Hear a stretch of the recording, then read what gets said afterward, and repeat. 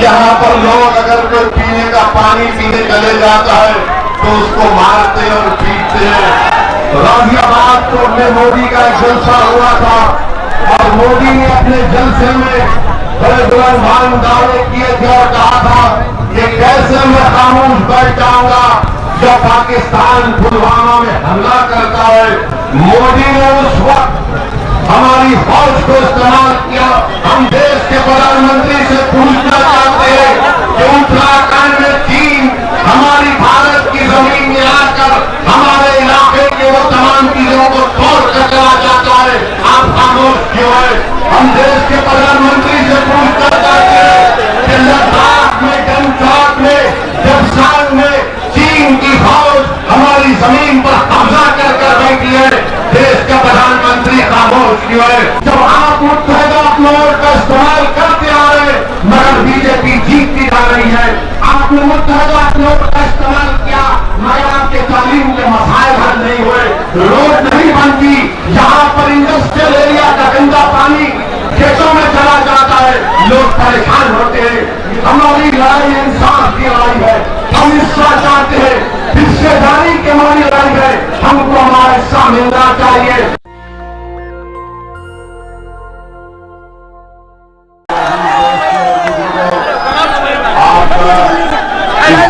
यहाँ पर जमा होना उन तमाम नाम निहाद से गुजर पार्टियों को एक पैगाम देता है कि देख लो किसी के सियासी जलसे में बारिश के बावजूद भी हजारों की तादाद में आवाम जनता बारिश के बावजूद भी भीग रही है, कपड़े पूरे पानी में भीग चुके हैं मगर हमारे हौसले बुलंद हैं, हमारे जज्बात और हमारे होश पे रहकर हमको आगे का सफर तय करना है।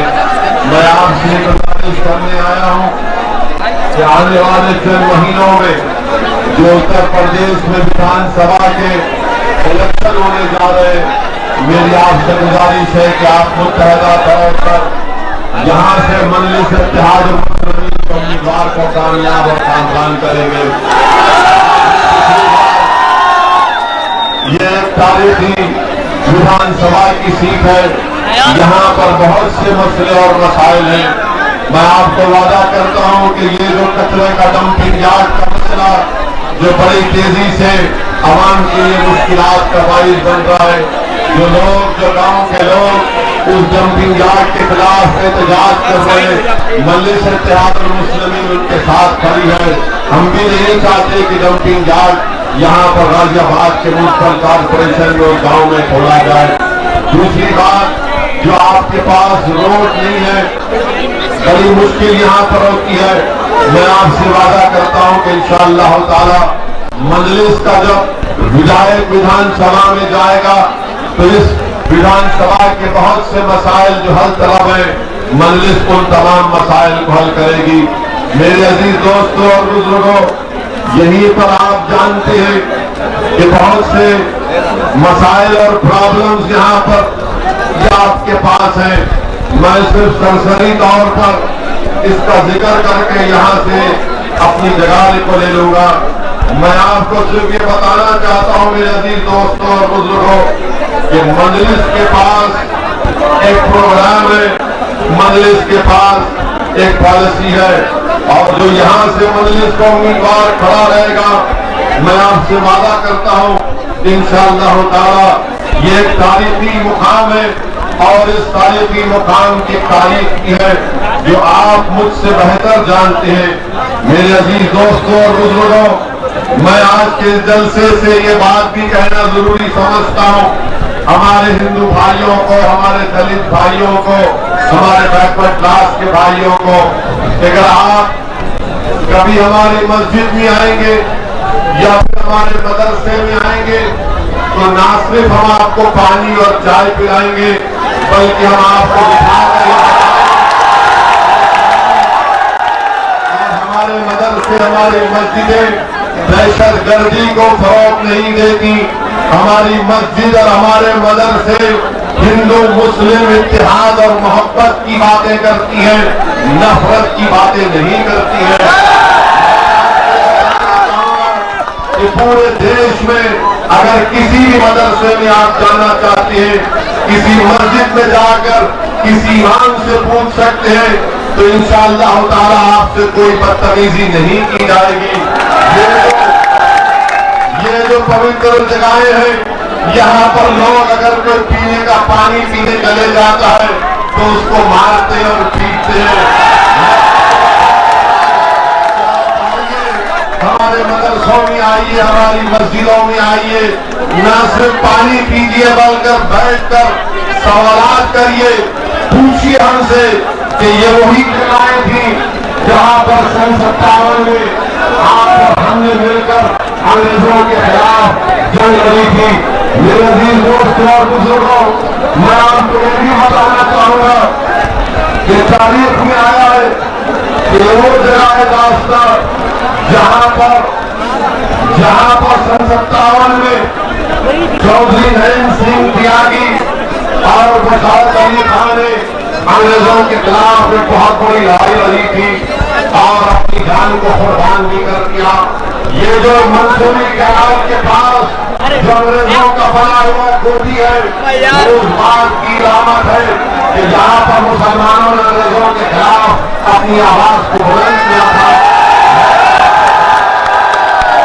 मैं यहाँ पर ठहरकर बशारत अली खान को खराज अकीदत पेश करता हूँ कि जब अंग्रेज जमीन का हरमाज कर रहे थे तो यही बशारत अली ने आगे बढ़कर उन तमाम अंग्रेजों के ऊपर हमला किया था, जिस पर बशारत अली को और चौधरी नरेंद्र सिंह त्यागी को यहाँ पर फांसी की सजा दे दी गई।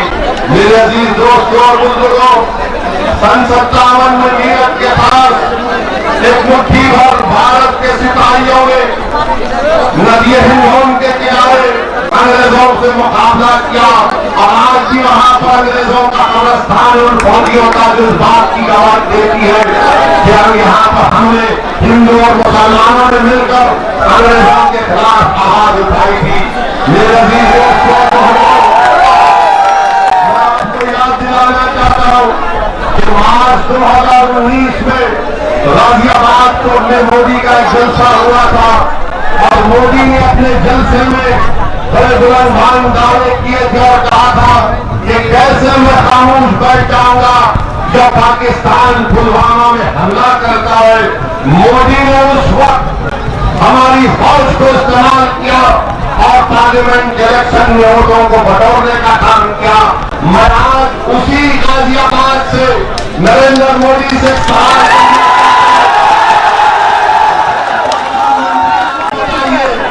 अरुणाचल प्रदेश में चीन भारत की जमीन पर एक गांव बना लेता है, आप खामोश क्यों है?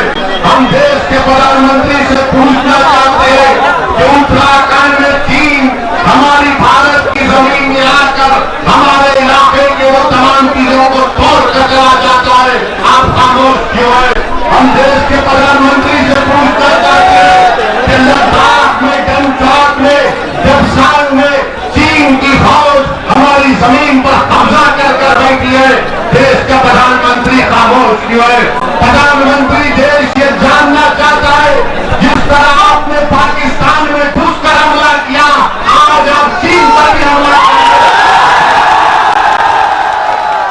देश के प्रधानमंत्री नरेंद्र मोदी अपनी जबान से ये बार बार हमने सुना पार्लियामेंट के चुनाव के वक्त कि घर में घुस के मारेंगे, आज चीन हमारे घर में घुस के बैठा है।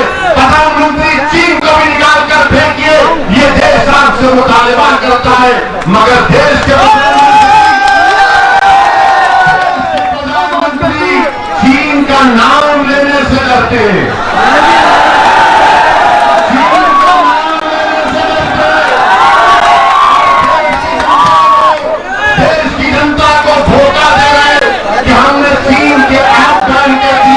प्रधानमंत्री का ये बात सच नहीं है नरेंद्र मोदी, कि भारत और चीन का ट्रेड $100 बिलियन का होगा, हम 60 मिलियन का चीन से इम्पोर्ट कर रहे हैं।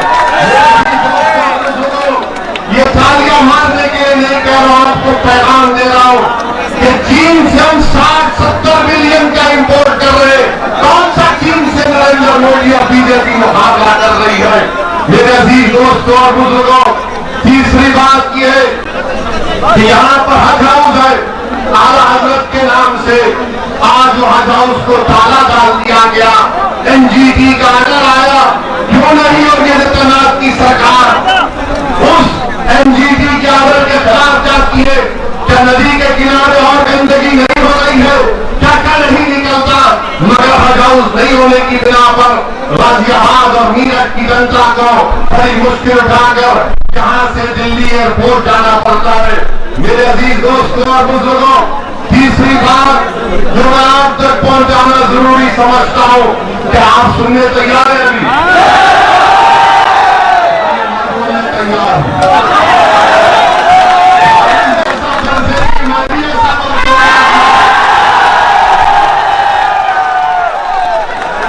और हम जो पढ़ते हैं अल्लाह के करम से तो छतरी की जरूरत नहीं पड़ती।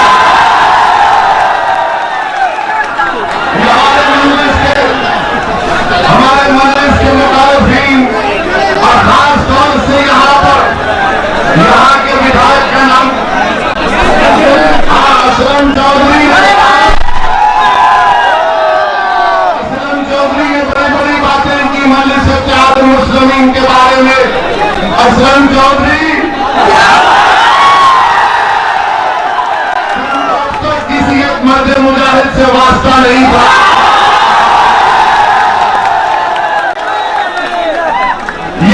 बड़ी बड़ी बातें करते हैं वाहियात किस्म की। हम इनको बताना चाहेंगे, इन तमाम सेकुलर पार्टी को बताना चाहेंगे कि इंशाअल्लाह ताला इस विधानसभा से यहाँ से मजलिस का उम्मीदवार यहाँ से मेरे विधायक बनकर जाएगा इंशाअल्लाह। आपका जज्बा देखकर, या आपकी मोहब्बत देखकर, या आपकी वाबस्तगी देखकर, या आपका बेनफ्स होकर एक बारिश हो रही है और आप यहाँ पर खड़े हुए वो इस बात का पैगाम देती है कि इंशाअल्लाह ताला मजलिस इत्तेहाद मुस्लिमीन की कामयाबी को, मजलिस के उत्तर प्रदेश में बढ़ते कदमों को अब कोई सियासी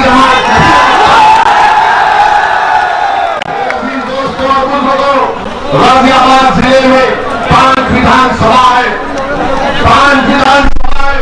मैं आपको इसलिए बताना जरूरी समझता हूं कि मजलिस के ऊपर इल्जाम लगाया जाता है कि मजलिस खड़े रहेगी तो वोट डिवाइड होगा। हम इनसे पूछना चाहते हैं कि पिछले पार्लियामेंट के चुनाव में समाजवादी और बीएसपी ने मिलकर मुकाबला किया। क्या आपने पार्लियामेंट के इलेक्शन में बीजेपी को वोट दिया? आपने क्या आपने पार्लियामेंट के इलेक्शन में मोदी को वोट दिया? क्या योगी को वोट दिया? कैसे बीजेपी कामयाब हुई बताइए?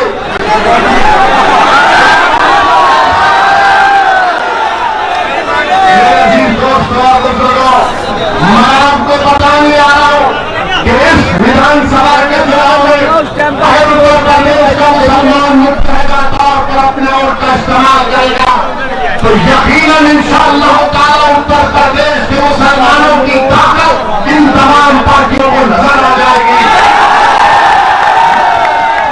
अपने वोट का इस्तेमाल मजलिस के अपने करेंगे तो आपके वोट की कीमत बढ़ेगी, आपकी ताकत की और आपके वोट की अहमियत बढ़ेगी।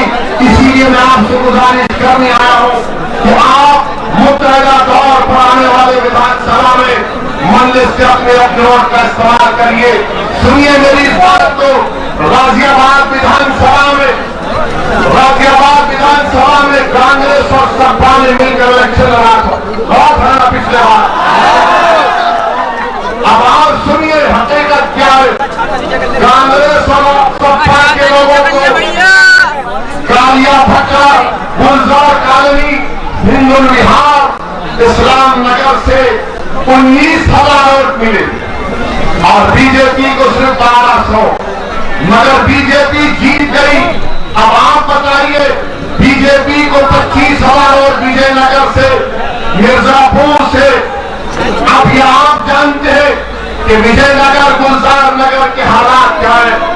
क्यों जीती बीजेपी वहां पर? बताओ सपा कांग्रेस वालों। मोदी नगर विधानसभा अब अब्दुल वहाब चौधरी साहब वहां पर 60,000 वोट से हार गए। 2012 में कांग्रेस और आरएलडी ने इसको यहां से जीता था। बीजेपी से उस वक्त 8% वोट की थी 2012 में मोदी नगर विधानसभा से। आप सोचिए कि 5 साल में 2012 और 2017 आने तक बीजेपी को 50% वोट मिला। 8.5% से बीजेपी को 50% वोट कैसे मिला? तो मालूम हुआ कि गोविंदपुरी, हरवनपुरी, इन तमाम इलाकों से बीजेपी को वोट मिले और 2000 वोट से वहां से बीएसपी को शिकस्त मिली। तीसरी विधानसभा है सैयाबाद विधानसभा, जहां से अमरपाल शर्मा 2012 में बीएसपी के जीते थे। अमरपाल साहब एसपी और कांग्रेस में चले गए और बीजेपी और से हार गए। बीएसपी के जलालुद्दीन साहब तीसरे नंबर पर आए। मेरे अजीज दोस्तों और बुजुर्गों, बीजेपी ने 2012 में 99,000 वोट मिले थे। 2017 में बीजेपी को 2,65,000 वोट मिले। जब मैं तो नहीं माना, कैसे मिले बीजेपी को? मुरादनगर विधानसभा 2012 में आपने देख लिया। फिर लोनी विधानसभा जाकर 7 एमएलए थे, 18 में 17 में हार गए। 2012 में बीजेपी को 48,000 वोट मिले। 2017 में और बताइए इतनी बड़ी तादाद में बीजेपी को वोट कैसे मिलते हैं? मेरे अजीज दोस्तों और बुजुर्गों, आपको मैं बताना चाह रहा हूं कि आपको मुसलमानों को बहलाया जाता है, फुसलाया जाता है, धोखा दिया जाता है कि मुत्तहदा वोट का इस्तेमाल करो। जब आप मुत्तहदा वोट का इस्तेमाल करते आ रहे हैं मगर बीजेपी जीतती जा रही है। आपने मुत्तहदा वोट का इस्तेमाल किया मगर आपके तालीम के मसाइल हल नहीं हुए, रोड नहीं बनती। जहां पर इंडस्ट्रियल एरिया का गंदा पानी खेतों में चला जाता है, लोग परेशान होते हैं। मेरे अजीज दोस्तों और बुजुर्गों, कल तक आपके पास कोई विकल्प नहीं था, आज आपके पास मजलिस इत्तेहादुल मुस्लिमीन के रूप में एक विकल्प है।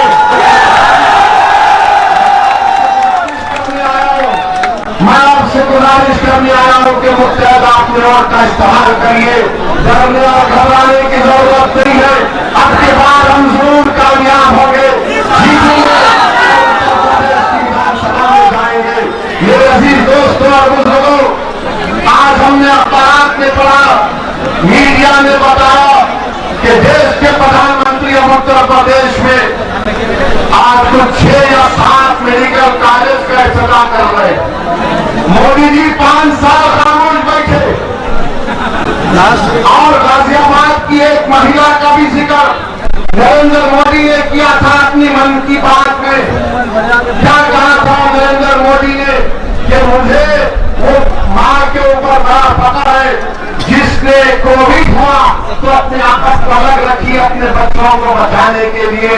मोदी जी, क्या आपने उत्तर प्रदेश में ऑक्सीजन दी? उत्तर प्रदेश में कोविड की दवाएं दी?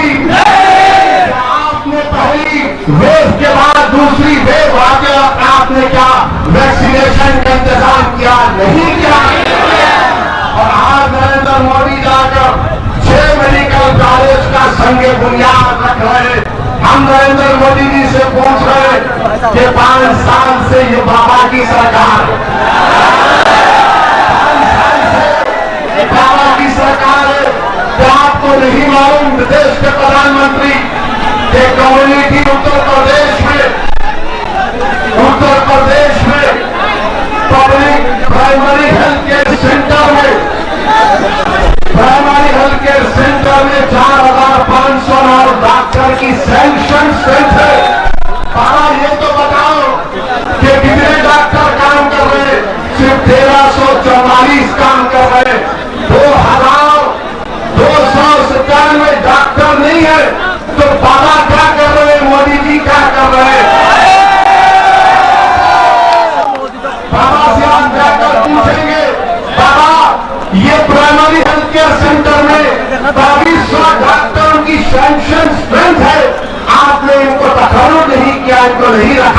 तो बाबा बोलेंगे डॉक्टर का नाम बता दो।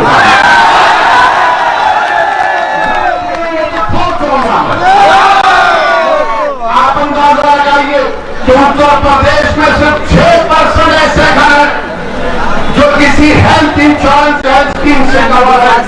और ये बड़ी बड़ी बात करते हैं बीजेपी वाले, आयुष्मान भारत, आयुष्मान भारत।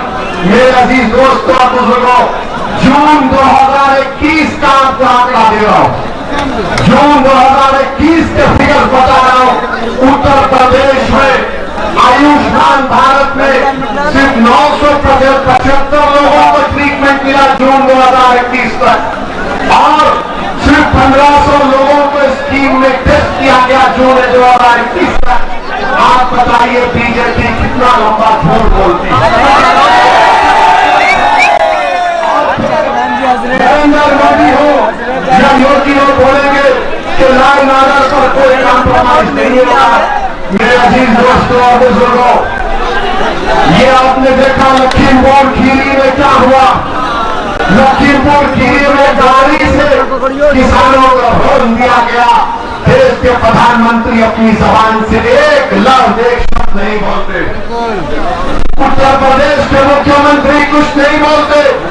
इसलिए उत्तर प्रदेश के मुख्यमंत्री ने जो अपनी तकरीर में कहा था कि जो अफवाह बोलने वाले थे हम उत्तर प्रदेश के मुख्यमंत्री से दोबारा पूछ रहे हैं, योगी आदित्यनाथ से पूछ रहे, देश के प्रधानमंत्री से पूछ रहे कि बताओ मोदी जी और योगी जी, आप आशीष की अफवाह को क्यों बचा रहे हैं? आशीष की अफवाह को क्यों बचा रहे हैं? इसलिए बचा रहे कि आशीष का ताल्लुक एक आलासाज समाज से प्रकाश से है। अगर आशीष का नाम अतीत होता तब तो उसको छोड़ दिया जाता। मेरे अजीज दोस्तों और बुजुर्गों, ये हकीकत है। ये लखीमपुर का वाकया उत्तर प्रदेश के मुसलमानों को सोचना पड़ेगा, अपने शहरों में बिठाना पड़ेगा कि जिस समाज के पास ताकत होगी आशीष का ताल्लुक एक ताकतवर समाज से, इसलिए देश का प्रधानमंत्री उसके बाप को मिनिस्ट्री से नहीं हटा सकता। आशीष का ताल्लुक जिसने गाड़ी चलाकर 5 किसानों को मार दिया, उस घरों में अंधेरा कर दिया, बहनों को अपने भाई से महरूम कर दिया, एक ज़ईफ बाप को अपने नौजवान बेटे से महरूम कर दिया। मोदी जी और योगी जी उसको बचा रहे, इसलिए कि उस समाज के वोट को हासिल करना है। बताओ उत्तर प्रदेश के मुसलमानों, क्या तुम्हारे खून की कीमत है?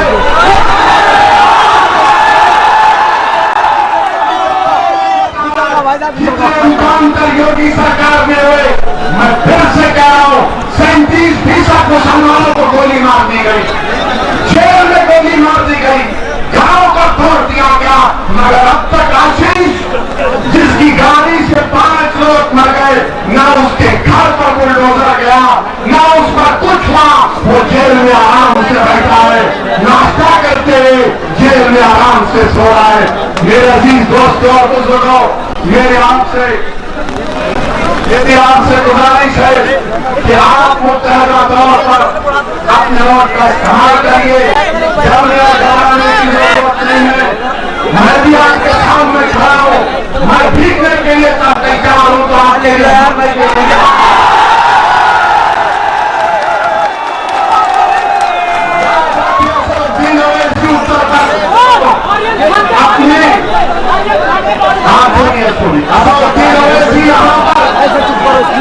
अपनी मकबूलियत में इजाफा करने के लिए नहीं आ रहा है,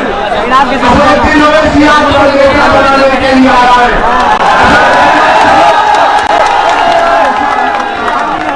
मैं यही चाहता हूँ कि उत्तर प्रदेश मुझसे ज्यादा आदिल मुसलमानों की लीडरशिप पैदा हो, आजाद लीडरशिप पैदा हो, जो आपके मसाइल की तर्जुमानी कर सके, जो आपकी तकलीफ को समझ सके, जो नौजवानों के ख्वाबों को पूरा कर सके। मेरे अजीज दोस्तों और बुजुर्गों, मिलकर हमको आगे बढ़ना है। हम किसी समाज के खिलाफ नहीं है, हम किसी मजहब के खिलाफ ना थे ना रहेंगे। हमारी लड़ाई इंसाफ की लड़ाई है। हम हिस्सा चाहते हैं, हिस्सेदारी की हमारी लड़ाई है। हमको हमारा हिस्सा मिलना चाहिए। उत्तर प्रदेश में 19% मुसलमान है और 9% पर यादव का मुख्यमंत्री बन जाता। कितने ठाकुर है योगी मुख्यमंत्री बन जाते हैं। ये आपको सोचता है, आपको फैसला करना है। याद रखिए, दर्द हमारे पेट में होगा तो हमारा हमको खाना पड़ेगा।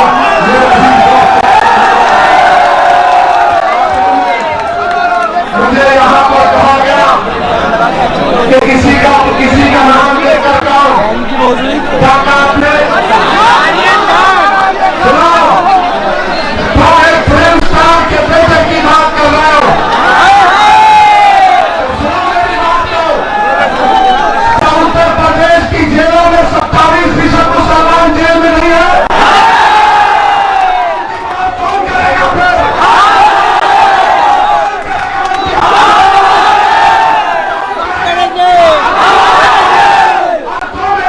उस बच्चे की बात कर रहे हो जिसके बाप के पास ताकत है, दौलत है, मगर तो गरीब मुसलमान के पास तो दौलत है न ताकत है। जिसकी मां अपने बेटे की जान को बर्बाद होते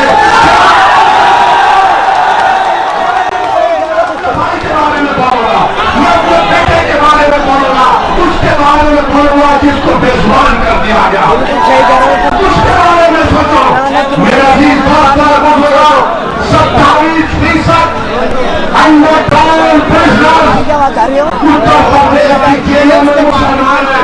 कौन लड़ेगा उनके बारे में? क्या आपको मालूम किसी का मैंने हुआ 20 मुसलमानों को गोली मार दी गई। 20 मुसलमानों को योगी सरकार की पुलिस गोली मार दी गई। मैं उन गोली मारने वाले पुलिस के आलाधिकारों को मैं कहना चाह रहा हूं कि उनको जमीन की सरकार तो बचा रही है, आसमान और जमीन का मालिक तो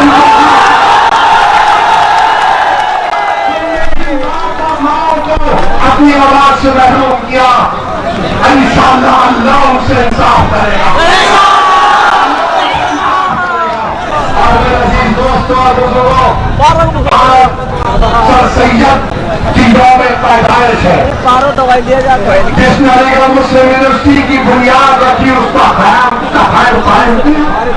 मैं आपको बताना चाह रहा हूँ, मोदी सरकार अलीगढ़ मुस्लिम यूनिवर्सिटी को भारत के संविधान की दफा 30 के तहत माइनॉरिटी कैरेक्टर उसमें नहीं देना चाहती है। हम आज के जलसे से मोदी सरकार से मुतालबा करते हैं, आप सबका साथ, सबका विश्वास, सबका विश्वास की बातें करते हैं। मुस्लिम यूनिवर्सिटी को उसका माइनॉरिटी स्टेटस बहाल करना चाहिए। सर सैयद को खराज अकीदत पेश करना है तो एएमयू का माइनॉरिटी स्टेटस हमको हासिल करना है। मेरे अजीज दोस्तों और बुजुर्गों, मेरे भाइयों और नौजवान साथियों, मैं आपको दिल की गहराइयों से सलाम करता हूँ। नेशनल दस्तक की आपसे गुजारिश है कि अगर इसको बचाना चाहते हैं तो नेशनल दस्तक को सब्सक्राइब करने के लिए रेड कलर के सब्सक्राइब बटन को दबाएं, फिर बेल आइकन की घंटी दबाएं। नेशनल दस्तक को बचाने के लिए बहुत जरूरी है कि हर खबर को शेयर करें, लाइक करें, कमेंट जरूर करें।